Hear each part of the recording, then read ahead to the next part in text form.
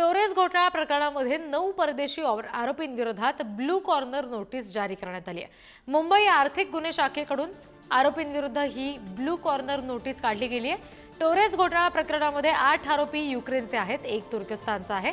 आरोपींनी 200 कोटीहून अधिकची रक्कम परदेशात पाठवली असा संशय आहे। घोटाळा उघड झाला त्यानंतर आरोपींचं युक्रेन आणि तुर्कस्तानमध्ये पलायन झालंय, त्याच्यामुळे आता त्या दृष्टीने ही ब्लू कॉर्नर नोटीस जारी केली आहे।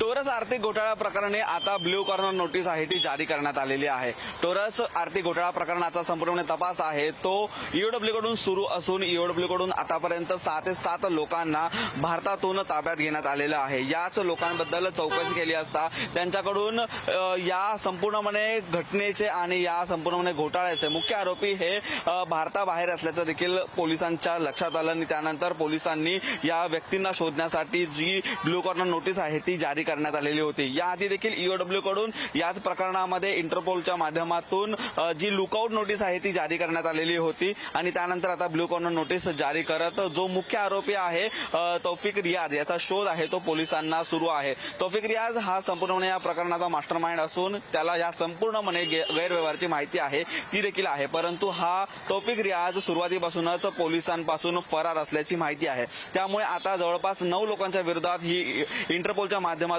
ब्ल्यू कॉर्नर नोटीस जारी करण्यात आलेली असून यामध्ये 8 जण आहेत ते युक्रेनचे आहेत आणि 1 जण आहे तो तुर्किस्तानचा असल्याचं देखील बोललं जात आहे। जर या व्यक्तींचा शोध देशाबाहेर घ्यायचा आहे तर ही ब्ल्यू कॉर्नर नोटीस आहे ती जारी करावी लागते आणि याच ब्ल्यू कॉर्नर नोटीसच्या माध्यमातून जर हे व्यक्ती देशाबाहेर मिळत आहेत आणि त्यांच्यावरती कारवाई होते तर मोठ्या प्रमाणात या संपूर्ण आर्थिक घोटाळ्याचा जो उलगडा आहे तो होऊ शकतो आणि त्यामुळे पोलिसांना देखील मोठी मदत मिळू शकते।